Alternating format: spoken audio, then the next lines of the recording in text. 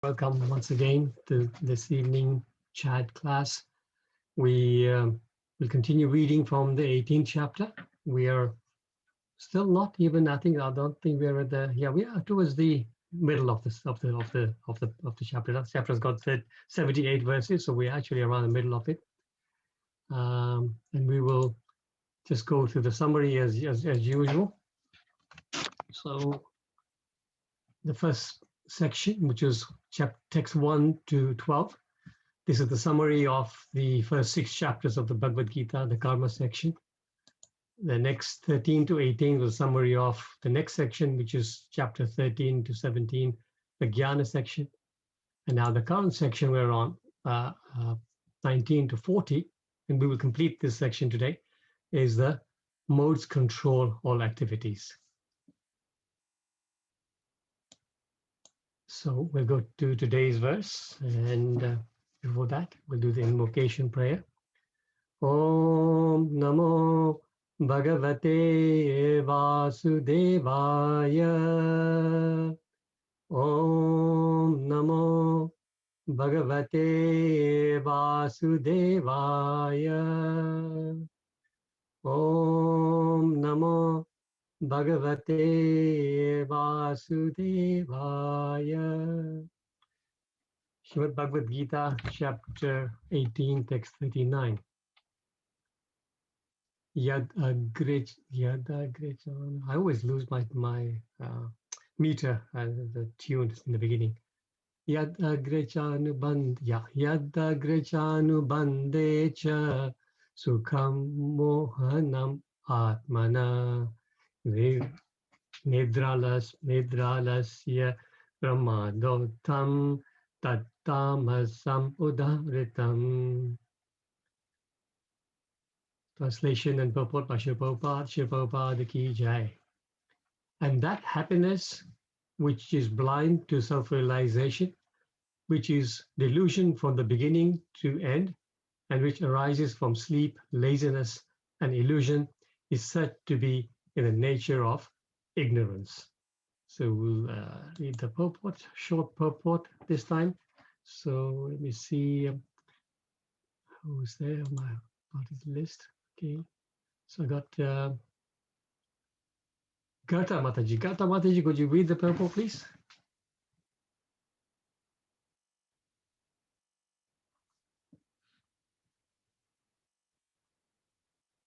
Okay, not there. Then Chandra Chaitanya Prabhu, are you able to read the purport?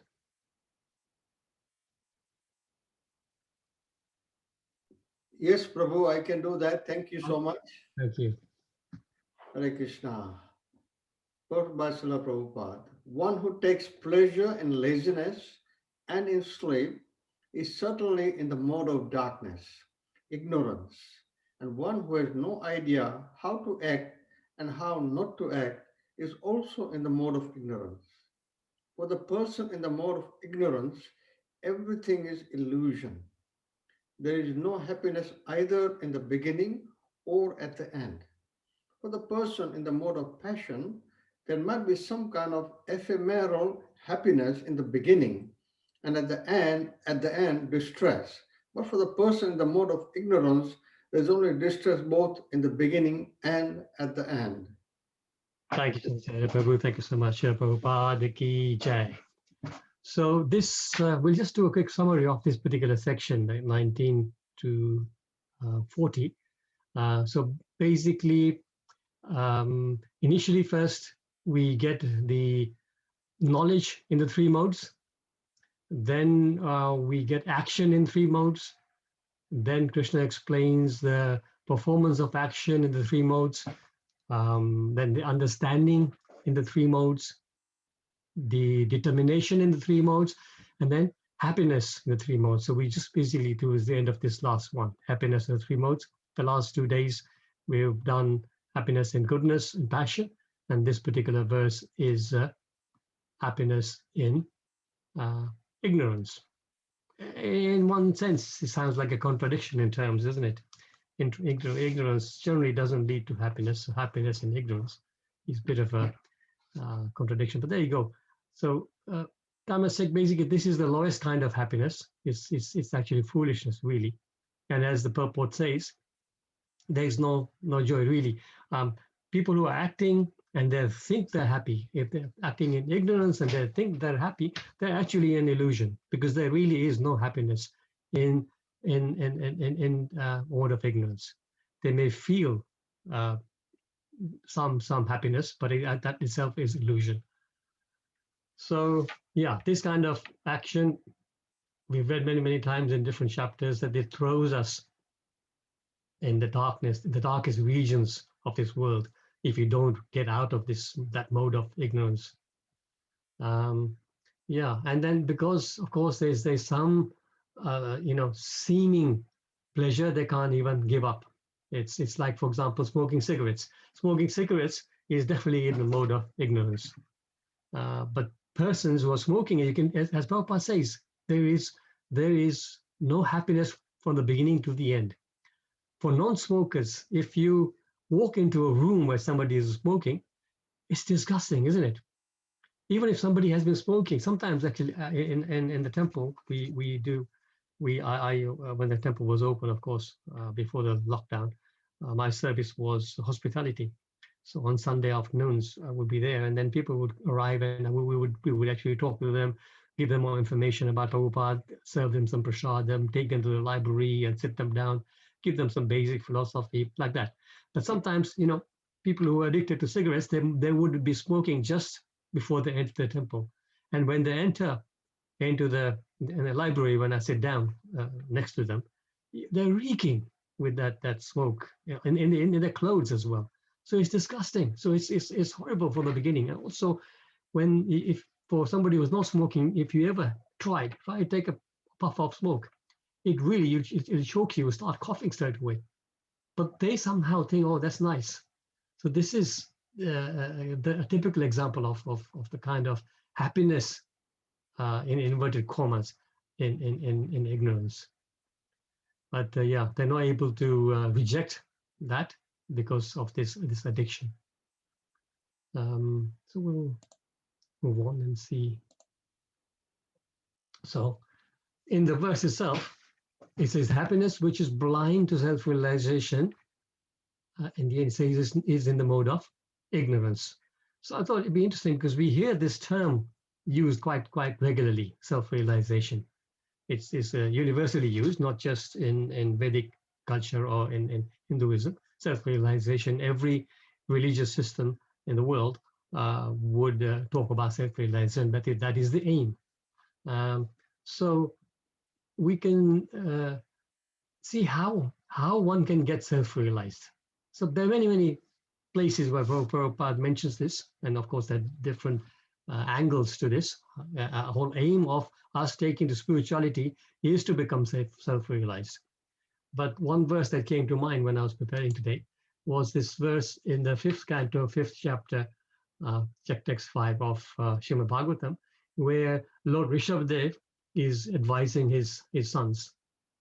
So this is relevant to how one gets self-realization here.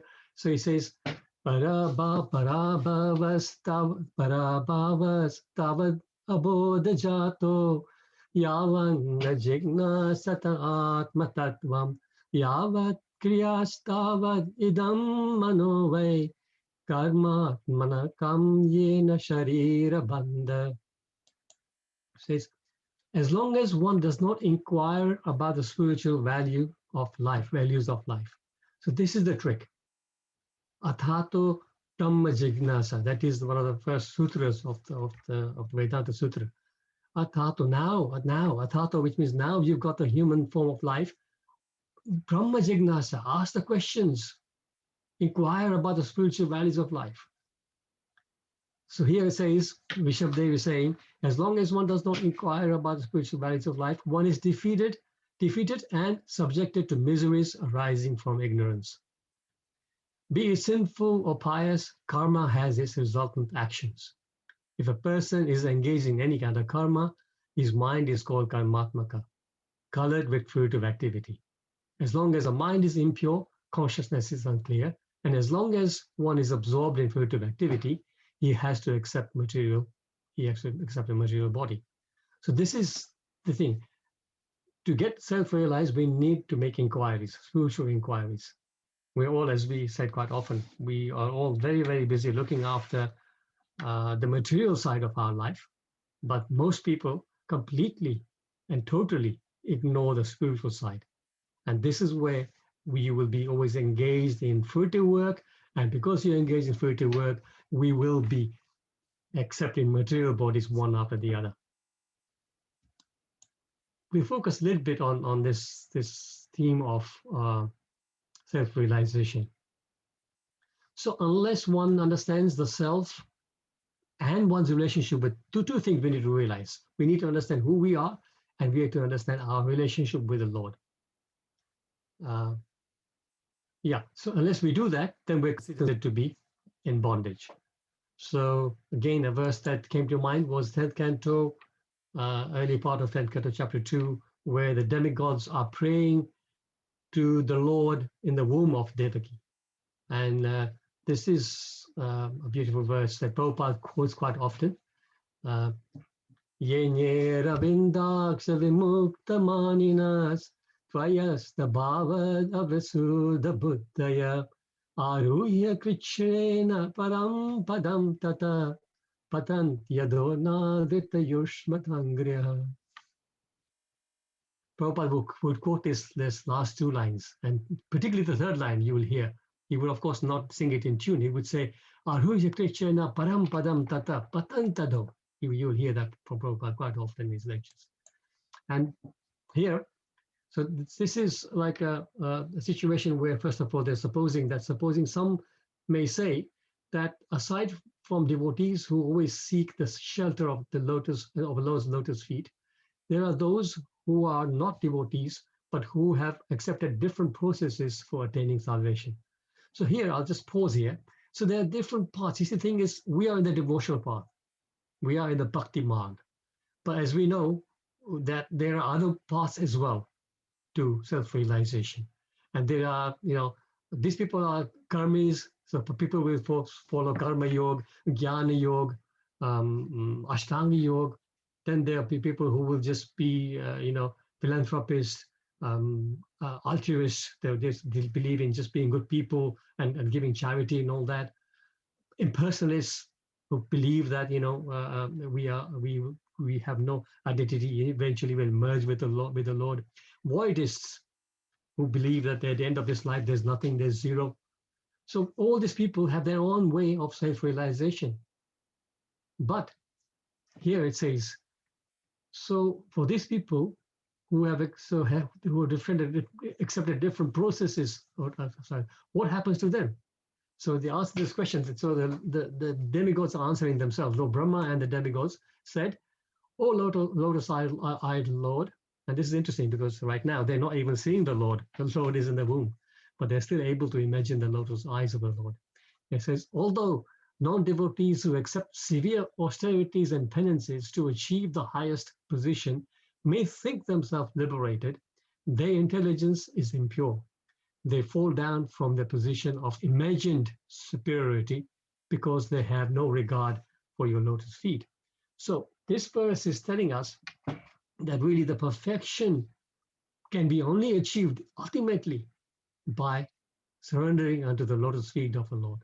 Otherwise, all the other paths, they are much harder, very, very much harder than the Bhakti Yoga. When in the 15th chapter, Krishna answers this question directly when Arjuna is asking in the beginning, which path is better? And he says, Krishna says, in I think around 6 or 7, text 5 or 6, 7, something like that, he says that the path of non-devotees is much, much harder, very, very hard. So in this verse, it says, they actually spend years and years and years meditating or whatever process they're following very strictly. But at the end, they reach nowhere. If by the grace of the Lord and by the mercy of a devotee, they then get in touch with a devotee, they have a chance to then come to the devotional path, and then they can start making the process.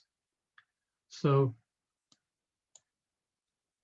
I was thinking about Prabhupada mentioned self-realization many, many times. And then somebody has compiled a list of different places how Prabhupada describes it. So I was just saying it takes one to know one, right? So Prabhupada, as we all know, is a self-realized person. And so for him to then describe what self-realization is, I think it's very important for us to all digest. So I've taken some of this, so we'll just go through them. So as Prabhupada is saying here, self-realization means understanding Krishna and one's eternal relationship with him. So Sri Prabhupada would make these quotes either during his lectures or questions and answers or whatever. And of course, each time it would be contextual. So whatever is going on in terms of the discussion, it would be related to that. Then Prabhupada says, self-realization means I'm dependent on Krishna. I'm an eternal servant of Krishna. Let me engage myself in the service of Bhagavan Shri Krishna. So even, we're going to go through about maybe 15 or 16 of these. Even one of them, if we can digest, it would be a success for us. Self-realization means becoming indifferent to the needs of the gross and subtle bodies and becoming serious about the activities of the self. Self-realization means becoming a pure devotee of Bhagavan Krishna. He continues, self-realization means seeing one's proper identity as the infinitesimal jiva. At the present moment, we are seeing the body, but we have no vision of the real person occupying the body. Self-realization means that energy should be transferred for Krishna. Or we could say, I suppose, energy should be expended for Krishna. Self-realization means to know that I am not this body, I am the spirit soul, I am part and parcel of God. This is the most basic definition of self-realization that we all would probably think of first. One who is self-realized, Prabhupada says, knows that all mundane emotions have nothing to do with the pure soul. Whoever whose natural propensity is to engage in the loving service of Bhagavan Shri Krishna. One who is self-realized is not bewildered by the birth and death of the material body, knowing himself to be eternal. When one becomes self-realized, two things are conspicuous by absence. No more hankering, no more lamenting for material things. A self-realized person knows that this material cosmic manifestation is a temporary, illusory representation appearing to be the truth. A self-realized person knows quite well that material happiness is the very cause of continued material existence and forgetfulness of one's constitutional position. So as long as we think that we are materially happy, we will not make progress towards spirituality. It's very, very important. Prabhupada sometimes has said that, for one to really make rapid progress spiritually, he needs to be disgusted with the material life. Prabhupada, this is the last four, I think. Prabhupada says, when one is self-realized, he becomes joyful because he's free from the material contamination of lamentation and hankering. A self-realized person automatically gives up everything irrelevant for his spiritual advancement. So accept everything that is favorable for spiritual advancement, reject everything that is not. A self-realized person sees all living entities equally. A self-realized person is always engaged in Krishna consciousness. So beautiful, some very, very nice definitions of self-realization that we can actually use and remember to live our lives by. So then, what do you think of 1840? I'm just thinking. Oh yeah, sorry. So next is 1840. So we're covering both verses today, 39 and 40. So we'll now get on to 40, which reads, Natad asti prithivyam va divi deveshu va punaha satvam prakriti jer muktam yad edi bishyat tribir gune. There is no being existing either here or among the demigods in the higher planetary systems, which is freed from these three modes born of material nature. Very short purports, I'll read it myself. The Lord here summarizes the total influence of the three modes of material nature all over the universe. So now this is the end of this particular mini section from 19 to 40. So Krishna is just summarizing, saying that these, whatever he spoke about, all the different kinds of happiness, determination, all those things we spoke about in different modes, they are existing throughout the universe, not just on earthly planets. If somebody feels that I can actually get promoted to the heavenly planets, even up to Lord Brahma's planet, and I'll be free from the modes, no. We have to rise above all that to get free from the modes of nature. So in the Shvetashvatara Upanishad, it describes material nature as the womb of the living being. So imagine the whole universe being the womb for all of us.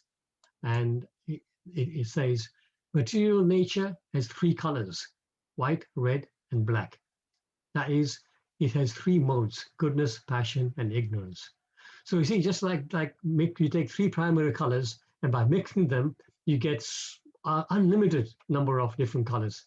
Similarly, the modes are never pure, as we've heard before. They all mix with each other, and that's why we have so many different varieties of modes in this universe. So here it says, it continues, it is the mother-like womb of the innumerable living entities within this universe. It is brought into existence and supported by the one unborn Lord, who is full of knowledge. God, however, does not consort with his material energy. He independently enjoys the pleasures of his transcendental pastimes, but the living entity enjoys her and thus becomes bound. So the Lord creates the material nature for living entities who have desired to enjoy separately from him. He has nothing to do with it, although it's his own energy, but that's his external energy. So this point is made clear here. And then towards the end, it says, because the living entity enjoys her and thus becomes bound. So this is explained in text 13:22. Anybody know this verse?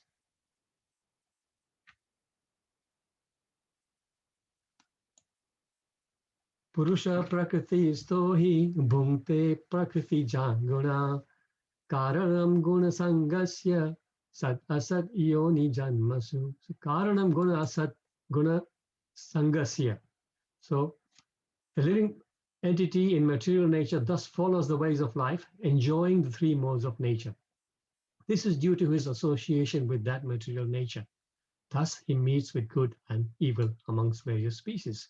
So when we always wonder, why are things happening to me? Why am I suffering?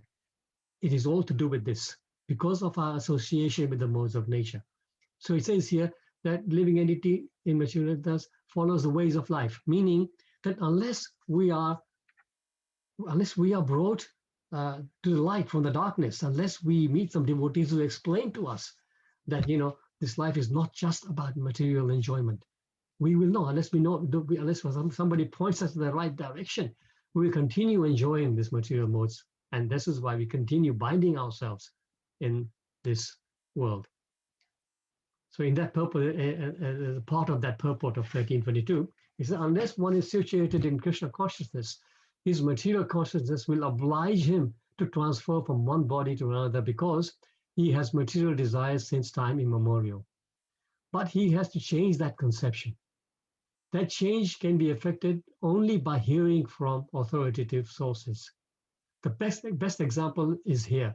Arjun is hearing the science of God from Krishna. The living entity, if he submits to this hearing process, he will lose his long-cherished desire to dominate material nature, and gradually and proportionately, as he reduces his long desire to dominate, he comes to enjoy spiritual happiness. So ye yatha mam prapadyante tam tathaiva bhajamyaham. So the more we understand and the more we hear by hearing from devotees we understand what our right situation is, and the more we then detach ourselves from material activities, to that extent, we will enjoy spiritual happiness. So the domain of the modes of nature extends from the lowest of the hellish planets to the abode of Brahma. Again, we're thinking about this womb. So we think that, okay, we're in the middle part of the womb. Maybe if I go higher, I'll be happier. But no, this whole control of the modes of nature appears everywhere. So that is explained in 8:16. Anybody know this verse? Very, very famous.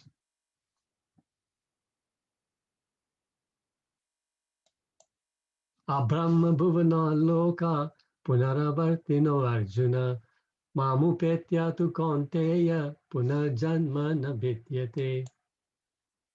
From the highest planet, again, Prabhupada quotes this quite often, from the highest planet in this material world down to the lowest, all are places of misery where a repeated birth and death take place. But one who attains my abode, O son of Kunti, never takes birth again. So again, relevant part of the purport I picked up here. All kinds of yogis, karma, jnana, hatha. So we have these karma yogis, jnana yogis, hatha yogis, etc. Eventually have to attain devotional perfection in bhakti yoga of Krishna consciousness before they can go to Krishna's transcendental abode and never return. Those who attain the highest material planets, the planets of the demigods, are again subjected to repeated birth and death. A person on earth, as persons on earth are elevated to higher planets, people on higher planets such as Brahmaloka, Chandraloka, and Indraloka fall down to the earth. Shine punya mrityulokam vishanti. We are actually promoted to the higher planets because we have accumulated a sufficient amount of sukriti. But when that piety, it runs out, when we have exhausted it, then we are once again born back on the earthly planets to carry on our life. So neither the humans nor the demigods are free from these three modes. That's the one thing to remember. So whenever we feel like, okay, I want to, if I can't make spiritual progress, if I can't go back to Godhead, let me at least go to the heavenly planets. So we must remember this, that really there is no happiness there. By being a devotee of Krishna, that is the only way we can actually make progress. Krishna Bhakta, in the Chaitanya Charitamrita, there's this verse. How does it go? Krishna Bhakta Nishkam Atayava Santa. Krishna Bhakta Nishkam Atayava Shanta. Bhukti Mukti Siddhi Kami Sakaliya Santa. So Krishna Bhakta, the peacefully you can make progress only in that. Krishna Bhakti. Bhukti, Mukti, Siddhi. Bhukti means karma yoga. You working for karma khan actually. Mukti means you are a jnani. You're trying to get yourself liberated from the material world. Siddhi is the Ashtanga yogis who are trying to acquire some kind of siddhis, to perfect their siddhis. They want to become powerful with siddhis. All those people, all those are sakali ashanta. Ashanta. They cannot be peace there. They are always agitated. So the gunas are everywhere, and it's just a question of what's the word? Relativity, I suppose, because you can say that the gunas are there in the material world. In the earthly planets, there's probably the prominence of passion, I would say. In the hellish worlds, there's the prominence of ignorance. In the heavenly planets, there is a prominence of goodness. But regardless of that, the modes are everywhere. And as we all know, all three are binding. Even the mode of goodness is binding. We need to rise above all that to the Suddha Sattva platform and get us detached from all the gunas, not just the passion and ignorance. So that's all here. We will end here, and I'll open up for any questions, any realizations, comments, corrections.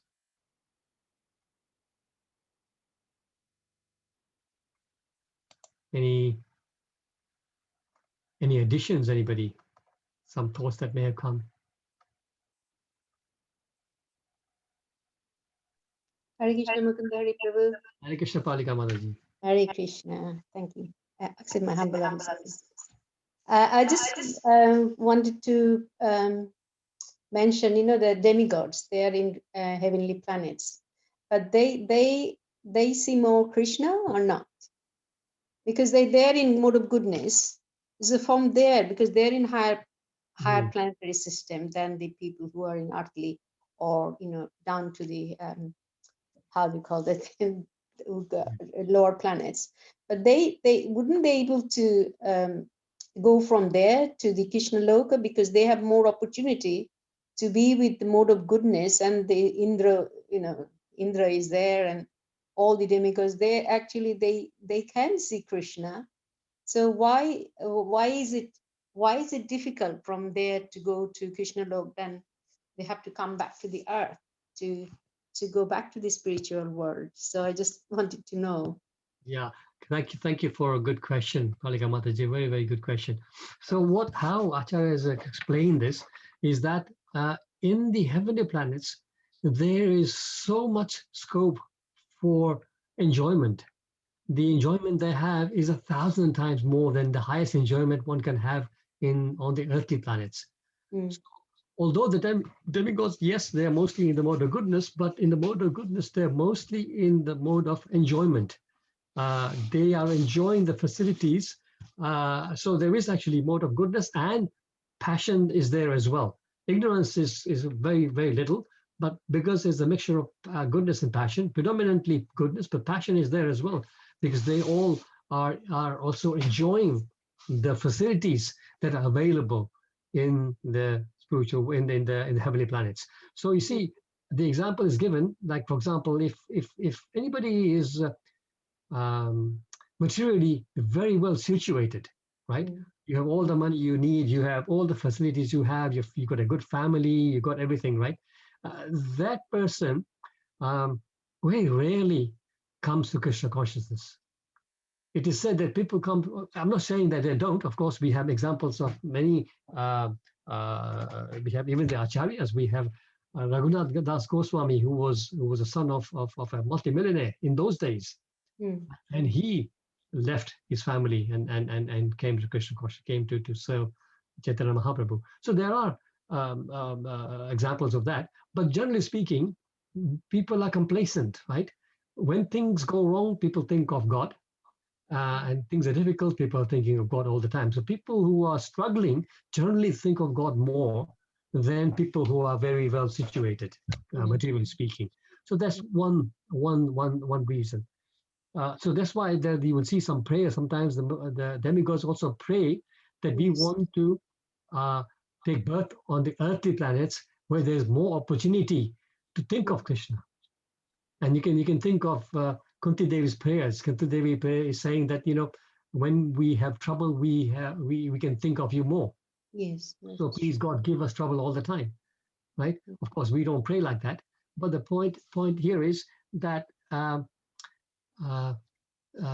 yes, there's more opportunity here for us to sincerely become devotees of the Lord. No, but my doubt is that because they are in mode of goodness, so I thought, I mean, my understanding, I'm just maybe speculating, they would be more inclined to do more austere, because they know the purpose of life, to go back to Krishna, because I'm sure Krishna do come to see them. They have a association, but so I thought they would be more inclined to be elevated to Krishna planet than if they come to the earthly planet. That's what, I don't know, maybe I'm speculating. Logically speaking, that should be the case. Like Yes. Indra is actually seeing the Lord face to face sometimes. Yes. But that is my very point, Palika Mataji, that despite that, does Indra want to go back to the spiritual world? No. Indra is desperately fighting to keep his position. As you know, whenever there's somebody more powerful, Indra will go and steal the horse or go and That's disturb, true. because he's enjoying his power so much, he doesn't want to go back. Yeah. So this is the point I'm making, right? Although yes, they have all the knowledge, they have the association as well, but they don't have the devotion that is required. Right. Having It's said like that, a trap. It's a big trap.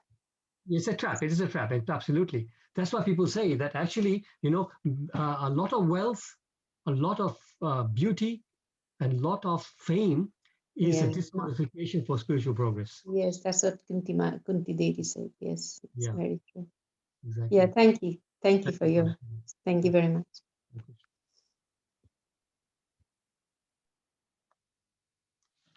Anybody else?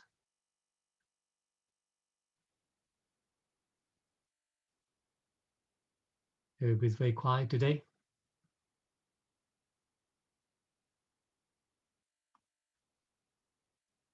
Anybody want to have, maybe we end just to make some realization about this section about the three modes, although it's continue, the modes will continue in terms of other aspects, but actually this particular section is over in terms of the modes. And like I say, it's been explained in the 18th chapter, even in more detail than the 14th chapter, which is actually entitled The Modes of Nature.